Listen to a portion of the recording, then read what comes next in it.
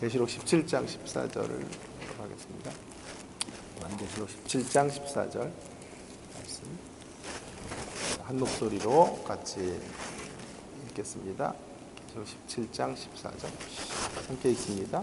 그들이 어린 양과 더불어 싸우려니와 어린 양은 만주의 주시요 만왕의 왕이심으로 그들을 이기실 터이요 또 그와 함께 있는 자들 곧 부르심을 받고 택하심을 받은 진실한 자들도 이기리로다. 아멘. 오늘 기도 요청서 우리 새벽에 이제 기도를 좀 하고 함께 말씀 마치고 하는데 특별 기도 제목이 있거나 하시면 적어서 주시면 또 기도할 때 그 기도 제목을 좀 말하고 우리 김 장로님이 이따 한번 좀 받아주시면 좋을 것 같아요. 혹시 있으면요. 없으면 뭐 그냥 하면 되겠고요. 자, 계시록 17장을 못 넘어가네요. 그래서 또 18장으로 넘어가려고 했는데 17장에 떠오르는 놓칠 수 없는 것들이 있어서 한 번 더 17장을 다루기로 하고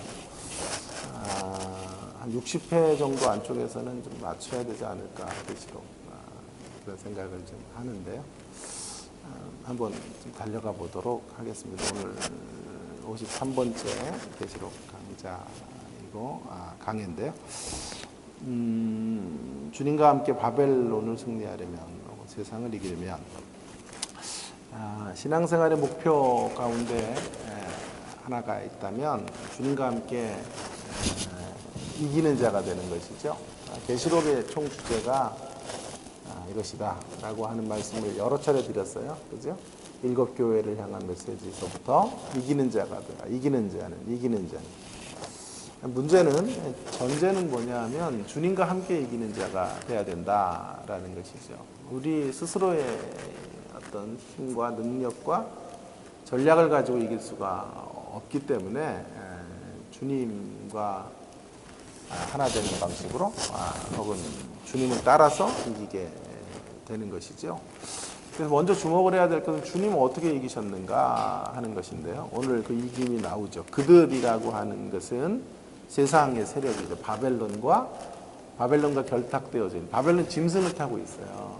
그러니까 또 바벨론 주위에 18장에서 보면 알겠지만 상권이 형성이 되기 때문에 바벨론 때문에 경제적 이윤을 추구해가는 사람들이 세상의 모든 돈을 추구하고 물질을 추구하는 세력들이 바벨론과 하나가 되었단 말이죠. 그들의 모든 세력들이 이제 예수님과 싸우게 되는데 예수님은 그들을 이기세요. 근데 두 가지로 이기는 것을 보게 돼요. 어린 양으로 이기고, 그죠? 어린 양과 더불어 싸우려니와 어린 양으로 이기는 거죠. 또 한 가지는 만왕의 왕으로 이기십니다. 어린 양으로 이긴다라고 하는 말은 희생 제물로 희생 제사 혹은 자기를 희생 제물로 내어드리심으로 이기신다. 십자가로 이기십니다. 어린 양 제상제를 지고 가는 어린 양을 보라 이렇게 성경이 말하지 않아요? 그러니까 결국 어린 양의 이미지의 가장 중심에는 십자가 사건이 있는 것이잖아요. 구약의 어린 양. 그런 예수님의 제사장적인 것들, 이런 걸 대표하는 게 어린 양의 어떤 메타포라고 할 수 있겠습니다. 또 이름이 있습니다. 또 하나는 만주의 주여 만왕의 왕으로 이기실 것이다. 참된 통치자로 이기는 거죠. 진정한 구주로, 전 우주의 주인으로, 왕 중의 왕으로 예수님께서 이기실 것이다. 우리의 이김도 그러면 이와 같아야 돼요. 어린 양으로 이기고 왕으로 이겨야 된다라고 하는 게 저와 여러분이 가야 될 이김의 길이 될 것입니다. 이런 말이 있어요. 그래서 우리의 존재를 어떤 이가 부섭정인이라는 표현을 썼더군요. 참 적절한 표현인 것 같아요. 부섭정. 섭정이라는 말을 아시죠? 군주가 직접 이렇게 통치할 수 없을 때 군주를 대신해서 나라를 다스리는 그런 사람들을 섭정, 그런 사람 혹은 그런 다스림을 섭정이다 이렇게 말하는데 저와 여러분이 부섭정이라 예? 부섭정인. 이게 제 용어가 아니고요. 유명한 신학자의 이제 용어를 번역한 건데 부섭정인으로 우리가 부름받고 있습니다. 그러니 자 보세요. 예수님이 제사장이었다면 어린 양이었다. 우리도 제사장의 부섭정 제사장.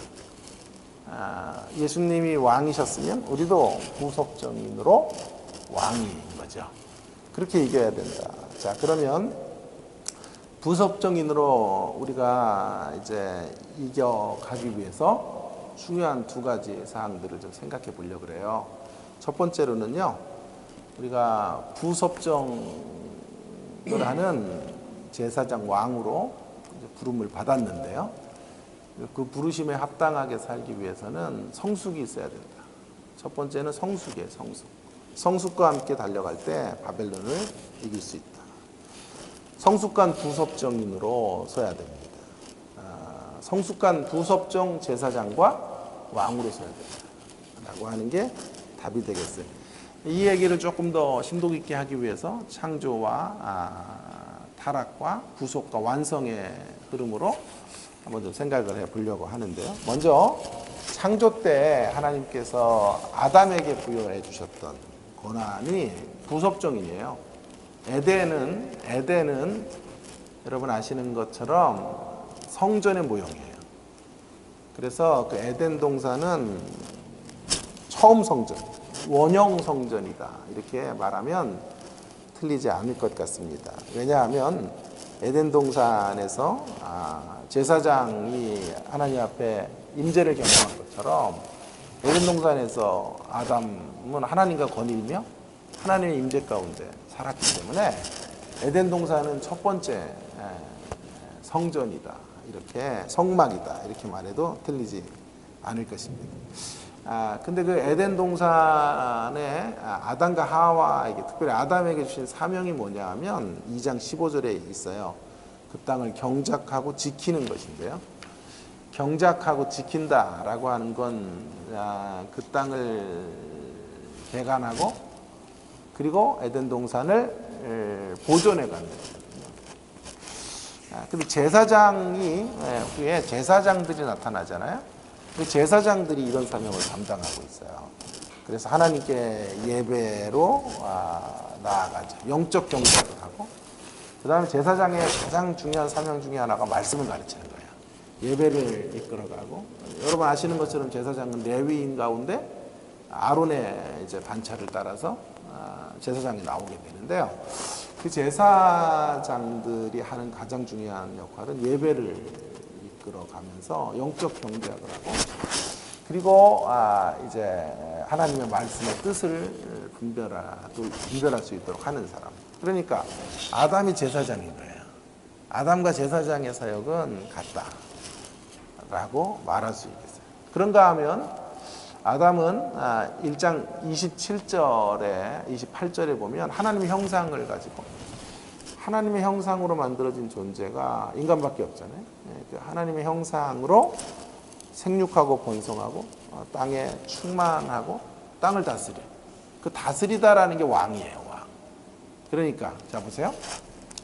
아담에게 부여된 권한이 뭐냐 하면 제사장으로 하나님을 섬기고, 또 자녀들을 낳게 되거나 후손들이 생기면 하나님 말씀을 가르치는 사람이에요. 뿐만 아니라 왕의 왕, 작은 섭정, 부섭정인이란 말이에요. 왕으로 통치해 가는 거예요. 에덴 밖으로 나가는 거죠.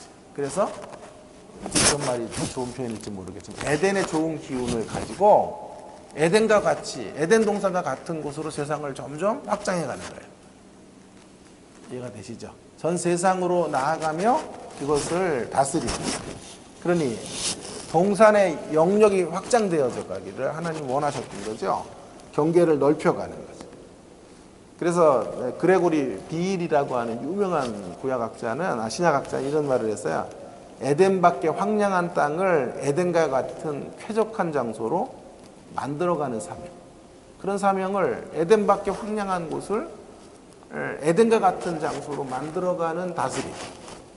이런 다스림의 소명을 갖고, 사명을 갖고 있는 자가 아담이란 말이에요. 자, 정리됐죠? 아담의 사명이 성전, 원형 성전에서 제사장의 기능을 하고 왕의 기능을 하는 거예요. 그래서 타락으로 말미암아 이 두 번째는 타락의 국면인데, 타락으로 말미암아 인간이 빼앗긴 지위나 역할에 이제 한계가 생기게 됐죠. 두 가지죠. 에덴 동산에서 쫓겨나게 되죠. 에덴 동산에서 쫓겨나면서 예배를 이제 하나님 앞에 드릴 수 없는 자들이 된 거예요.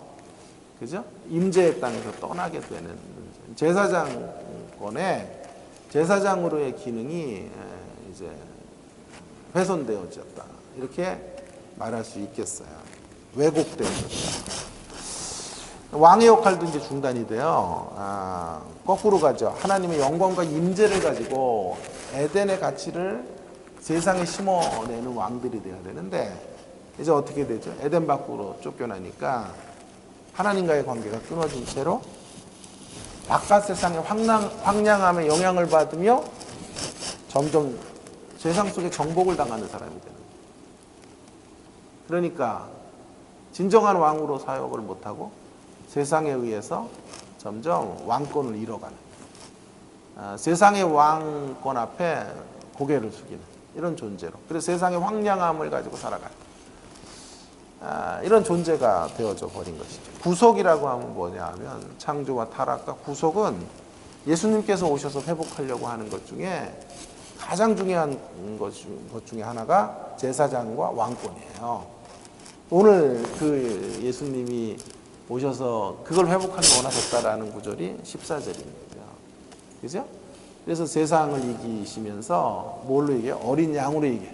어린 양은 아까 뭐라 했어요? 자기 자신을 희생제물로 드리시는 거잖아요. 친히 제사장으로 혹은 대제사장으로 오셔서 짐승을 잡아 드리는 그런 제사장이 아니라 자기 자신을 제물을 삼으셔서 하나님께 올려드림으로 온전한 제사장의 권한이, 역할이 완성되도록 하십니다. 그래서 어린 양으로 이기시는 거예요. 뿐만 아니라 만주의 주요, 만왕의 왕으로 이기시는 거죠. 진정한 통치자로 오셔서 세상을 다스리시고 완전한 이김으로 나가게 된 거예요. 자, 이제 그 구속을 완성해 가시려고 해요. 그런데 놀라운 사실은 그 모든 제사장권의 회복과 왕권의 회복은 우리를 위한 거예요. 예수님을 위한 것만이 아니라 우리와 함께 공유하시기 위한. 그래서 완성의 자리에 우리를 초대하고 계신 거예요. 그래 14절에 예수님의 이야기가 우리 이야기로 가는 거죠. 예수님과 함께한 자들이 이길 것입니다. 만주의 주요, 만왕의 왕만 이기는 게 아니라 그들을 이기실 것이고 또 그와 함께 있는 자들, 저와 여러분을 이기도록 하시고, 진정한 부섭정인으로 이제 다시 지위를 회복시켜 주는 거예요. 아담이 잃어버렸던 그 지위를 예수님 안에 다시 회복시켜 주셔서 진정한 통치자로 혹은 제사장으로 저와 여러분이 살아가도록 하는 거예요.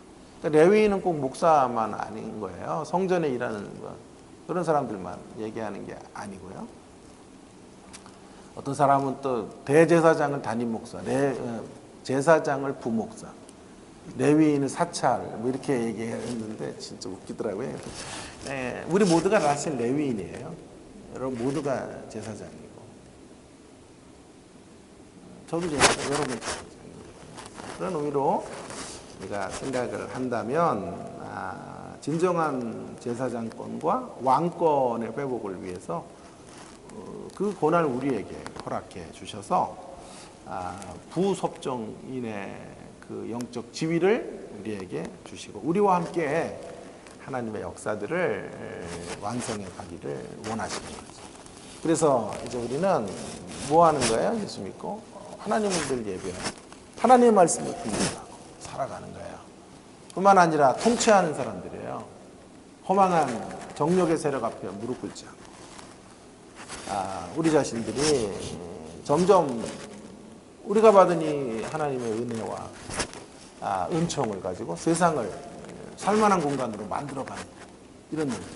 우리가 손대는 곳곳마다 하나님의 지배와 통치가 이루어지도록 만들어주는 일들을 감당해야 돼요. 정리하면요, 이 사역을 위해서 가장 필요로 하는 부섭정인으로 다시 지위를 회복된 자로 가장 중요한 요건이 있다면 성숙이에요.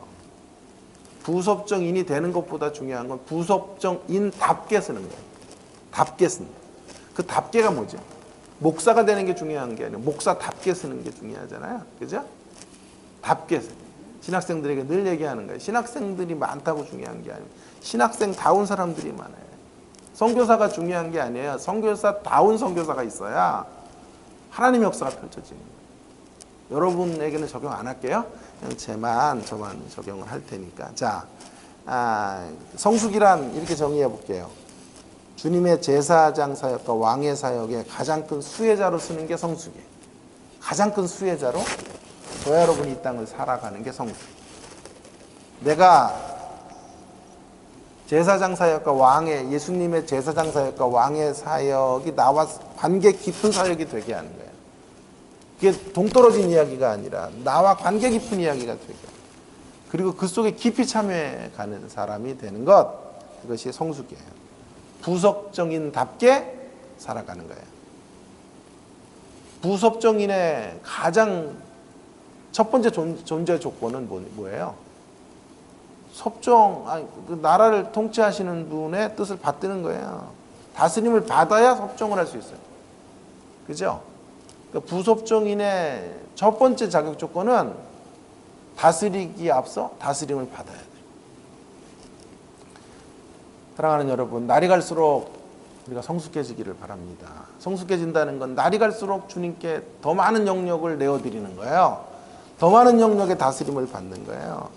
큰 것을 주님 앞에 내어드리는 것만이 아니라 아주 세밀한 것까지 주님에게 올려드리는 삶.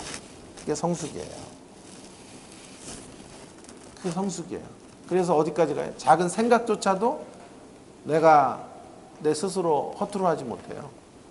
작은 말 한마디도 허투루 못해요.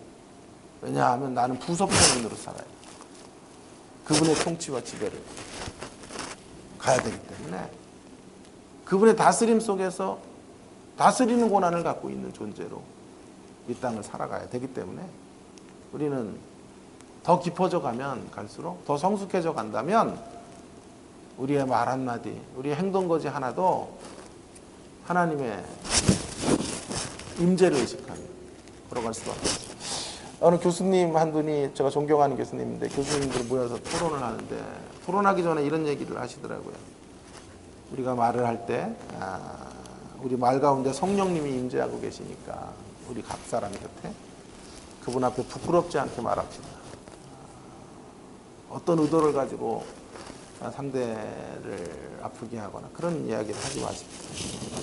성령께서 또 우리 가운데 임하셔서 대화 속에 서로 깨닫게 하시는 대목들이 있을 것이고 배우게 하시는 영역들을 배우게 하실 테니까 그것들을 의식하며 대화하십시오. 일상 대화도 부섭정인으로 살겠다는 뜻이죠. 얼마나 제가 감동을 받았는지 몰라요. 그래서 내가 역시 존경할 만한 분입니다. 그런 말을 해서가 아니라 그런 말을 할 수 있다는 것은 그걸 의식하고 산다는 거예요. 성숙하다는 뜻이죠. 여러분의 생각 하나, 말 하나, 몸짓 하나도 주님의 통치를 받고 지배를 받는, 다스림을 받는 우리 모두가 되기를 주의 이름으로 축원합니다. 축원합니다. 네, 한 가지 더 생각을 해보려고 그래요. 이 부섭정인으로 우리가 이제 제사장, 왕의 사역을 그 부르심에 충실하기 위해서는 또 한 가지가 있어야 되는데 전심이죠. 성숙과 함께 전심으로 나아가야 돼요. 전심. 여러분, 전심으로 나아가야 한다.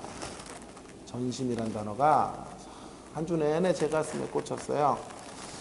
우리가 세상 속에서 바벨론에 갇혀서 지는 이유가 뭐냐 하면요, 대적이 강해서 질 수가 있어요. 현실이 어려워서 진다 이 말이야. 충분히 우리는 남의 현실들을 공감해 줘야 되고 현실이 어려워서 질 경우들이 많아요. 사실은요. 그런데 그러니까 탄식이 생기죠. 현실이 이렇게 어렵게 해주셨으니까 졌지요. 그런데요, 사실은 욕과 같은 탄식이 나올 때가 있지만 욕과 같은 인생은 많이 없어요. 사실. 하나님이 아무에게나 그렇게 고난을 그렇게나 주시지는 않는단 말이에요. 하나님도 다 아셔요. 저 정도 주면 도망가겠구나. 그러면 하나님도 그렇게까지 세게 안 다루시니까 실상은 욕처럼 다루는 사람은 거의 없고요. 또 성경에 이런 말씀을 하시죠. 너희가 어려움을 당할 때 감당할 시험만 주시겠다. 그리고 피할 길을 주시겠다. 이렇게 얘기하셨잖아요.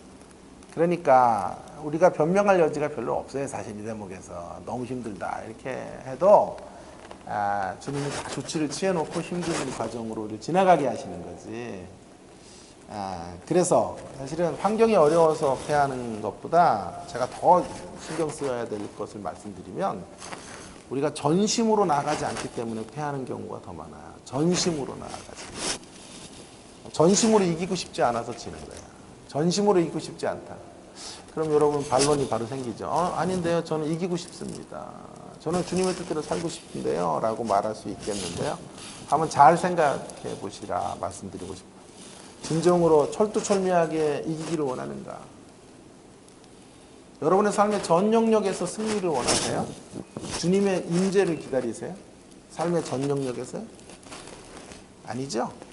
잘 생각해 보시면요. 하나님을 필요로 하는 데는 주님 세게 오셔서 역사해 주시고 다스려 주십시오. 통치해 주세요. 이렇게 말씀하시죠. 그런데요. 우리가 막 승을 낼 때는 하나님이 다스리기를 원하지 않을 거예요. 죄를 짓는 자리에서는 하나님 조기 좀 잠깐 계셔요. 제가 내일 찾아뵐게요. 주일날 찾아뵐 테니 좀 저를 요 기간 동안 자유케 하시기를 바랍니다. 그렇게 가죠. 그러니 우리가 하나님의 임재를 구하면서도요. 선택적 임재를 구해요. 내가 필요한 영역에서 하나님 임재하시기를 원하지만 하나님은 전 영역에서 우리를 다스리길 원하시는데 우리는 부분적인 임재를 원하신다. 그러니 정확히 말하면요. 전심으로 하나님을 갈망하는 게 아니에요. 전심으로 갈망하는 사람들이 없어서 지는 거예요. 정말 하나님의 영광과 이름과 존영이 드러나기를 피 흘리기까지 죄와 싸우며 걸어가기를 원하면 반드시 승리해요. 그런데 그런 사람들이 없어요. 별로. 저부터가 하나님의 임재에 불이 켜질 때가 있고 깜깜해질 때도 있어요. 어떤 땐 깜깜해지기를 원할 때도 있어요. 죄송하지만. 예? 제가 부끄러운 일을 할 때는 하나님의 임재로부터 도망치고 싶을 때가 있는 거예요. 거기는 하나님 임재를 안 구한단 말이에요. 그래서 전심을 잃어버리기 때문에 지는 거예요. 그럼 저는 이제 빨리 계시록을 마치고 한 권의 책을 여러분들과 함께 새벽에 좀 다루기를 원해요. 여호수아를 다뤄야 되겠다 이렇게 결심을 했고 주일날에는 사무엘서를 좀 다루겠다 이런 생각을 하는데요. 그래서 여호수아 묵상을 방학 내내 했어요. 그리고 거의 마쳤어요. 그래서 한 50주 정도로 여호수아를 구분을 했어요. 여러분들과 함께 이제 50주면은 1년을 다룰 이제 소스들을 좀 만들어 놨죠. 그리고 이제 제가 매주마다 그걸 다시 한번 또 곱씹으면서 여러분들과 이제 만나게 될 거예요. 빨리 계시록을 마치고요. 그래서 오늘 이제 그 여호수아의 맛보기 이런 거 그런 거 있잖아요. 이렇게 재미나는 거 하면 방송 한 달 전부터 이렇게 맛보기를 보여주잖아요. 오늘 맛보기로 한번 이 이야기를 좀 하고 마치려 그래요. 여러분 여호수아서를 정말 읽다가요. 너무 은혜를 받은 거예요, 제가. 그래서 50주분을 이제 만들어 놓고,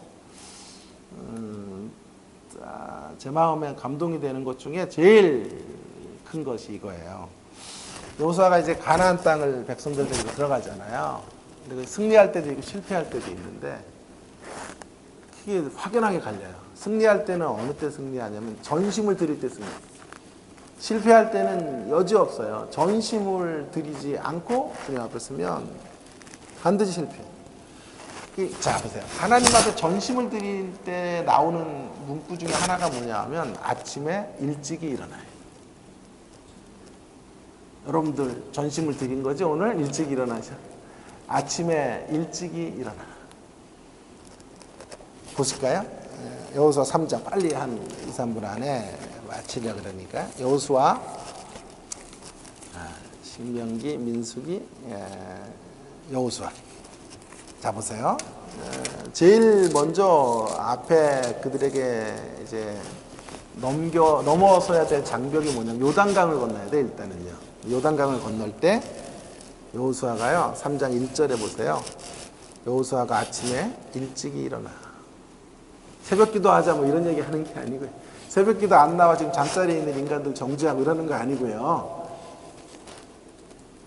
전심을 드렸다 이 말이에요. 하나님 앞에 아침에 일찍 일어나 준비하며 하나님 역사해 주시기를 기대하며 아침에 일찍 일어났어요.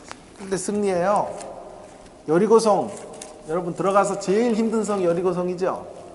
여리고성 함락하면 그 땅에 한 3분의 1은 무너뜨렸다고 할 수 있을 만큼 난공불락해서 여리고성을 이길 때 거기 두 번이나 나와요. 이런 거 6장 12절 6장 12절 봤어요. 6장 12절 또 여호수아가 아침에 일찍 일어나 제사장들이 여호와의 궤를 메고 나가게 했죠. 15절에도 보세요. 일곱째 날 새벽에 그들이 일찍, 이제 자기뿐만이 아니라 모든 이들이 일찍 일어나서 마지막 날을 기대하며 나아가고 있죠. 그죠?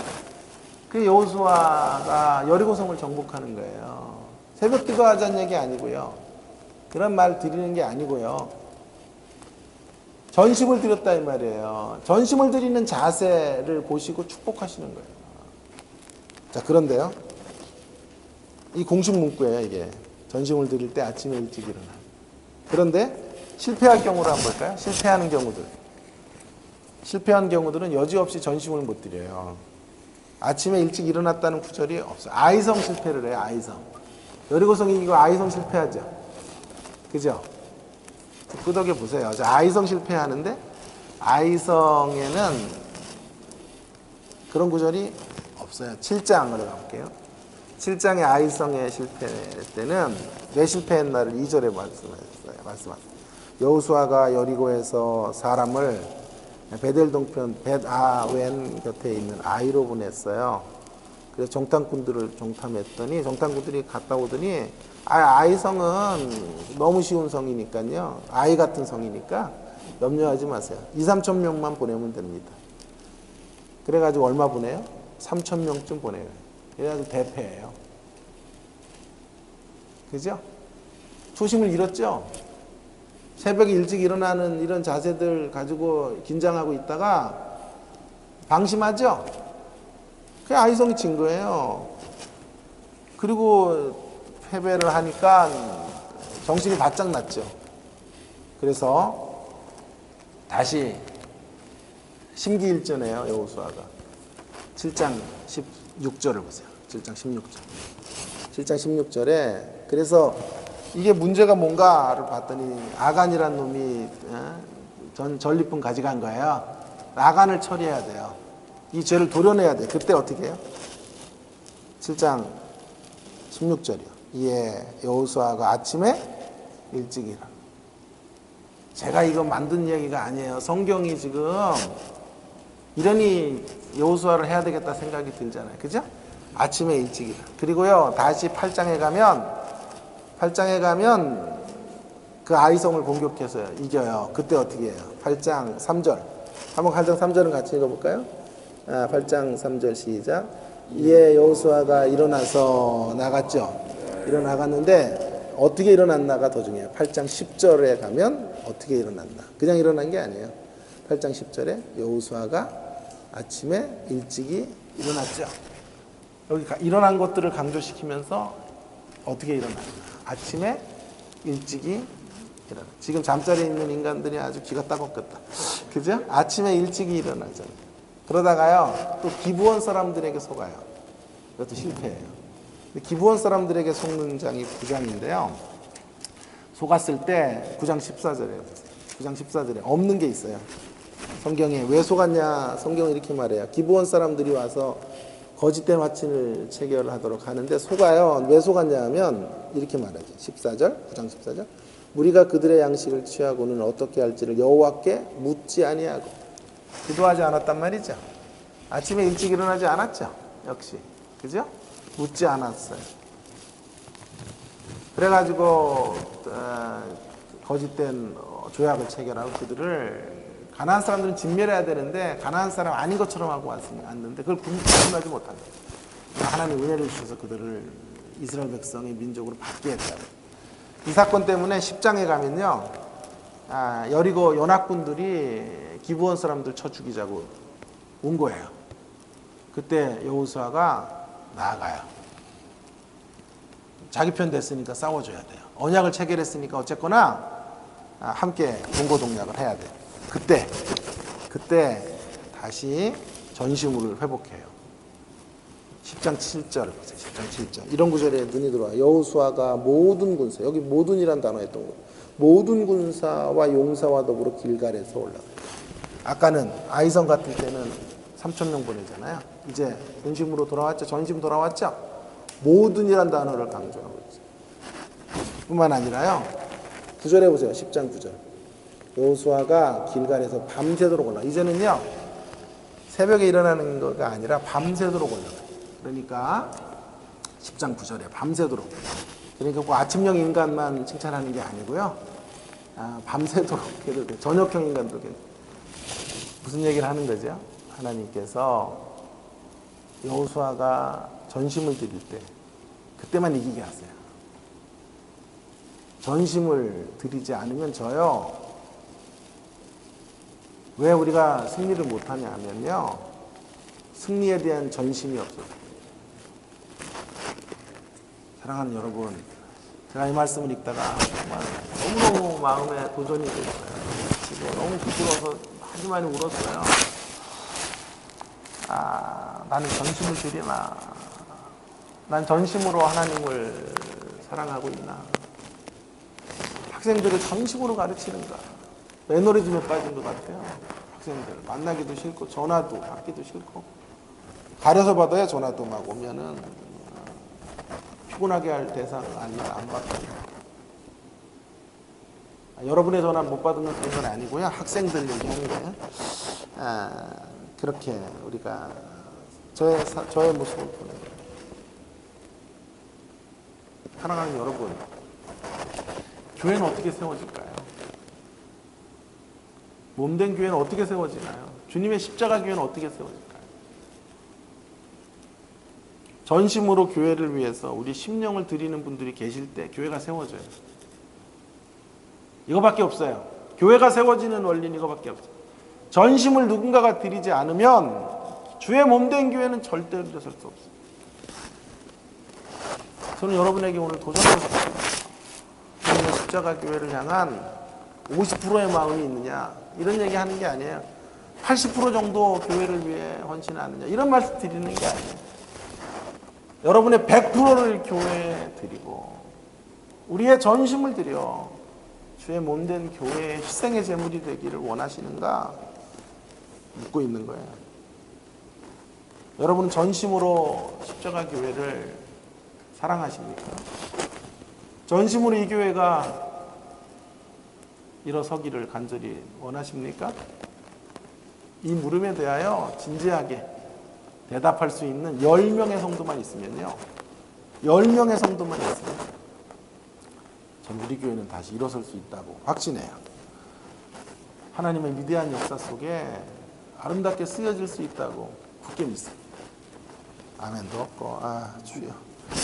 사랑하는 여러분, 우리 인생의 시간들이 아깝게 흘러가고 있어요. 한 날 한 날 정말 너무도 소중한 보석보다도 더 귀한 시간들이 흘러가고 있어요.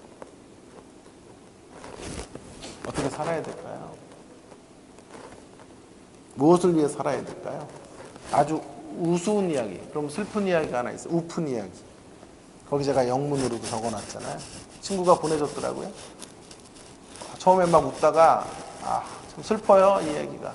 이렇게 영어는 제가 한글로 번역을 해놨어요. 운동하는 사람이 더 오래 삽니다. 하지만 그 여분의 시간을 운동하는 데 써버렸죠. 우프지 않아요? 운동하는 사람이 더 오래 살아요. 그래서 다른 사람보다 30년 오래 살았는데 30년 동안 짐에서 보내요. 운동만 하다. 조금 더 오래 사는 게 의미가 있는 게 아니죠. 가치 있는 일에. 조금 더 오랜 시간을 주셨으면 가치 있는 시간, 가치 있는 일에, 사역에 우리 인생을 던져야 될 것입니다. 여러분의 인생의 가장 큰 가치가 뭘까요? 저와 여러분의 인생의 가장 큰 가치는 하나님의 나라를 교회를 통해 세우는 거예요. 끝나야 돼요. 하나님의 나라를 신앙 공동체를 통하여 함께 세워가야 돼요. 이 일보다 여러분의 인생의 걸음 속에 소중한 일이 없어요. 주께서 오늘 우리에게 이런 귀중한 사역들을 감당하라고 부르셨어요. 교회로. 여러분, 우리 교회의 가치, 예수님 우리에게 주신 이 주님의 십자가 교회의 가치 가운데 이념화되는 여러분 되길 바라요. 거룩한 이념화가 돼야 돼요. 그래서 이 땅의 어떤 교회보다도 우리 교회의 가치를 사랑하고 이 교회를 세우고 싶은 열망들이 있어야 돼요. 목숨을 걸고라도 내가 이 교회에 하나님 원하시는 모습으로, 반듯한 모습으로 올려드리겠습니다. 우리 자녀들에게 추천할 만한 거예요. 저라면 우리 준하에게 교회는 이 교회가 최고지, 준하야 라고 말해줄 수 있는 그런 교회. 이럴 때까지 주님, 제가 전심을 드리겠습니다. 여러분의 성공하는 인생들 다 전심을 드리겠습니다. 사업에 성공하고 뭐 그런 게 아무나 이루어지는 것 같아요? 천만의 만만의 말씀이에요. 전심을 드리는 수고와 헌신 속에 하나님의 역사들이 펼쳐지게 되는 것입니다. 진심으로, 전심으로 제사장과 왕의 사역으로 살아가기를 소원하는 여러분 모두가 되어지기를 간절히 주의 이름으로 부탁을 드립니다. 여러분의 수고 헌신을 통해 우리 교회가 아름답게 세워지기를 간절히 바랍니다. 이 시간 함께 공통으로 같이 기도를 하도록 하겠습니다. 혹시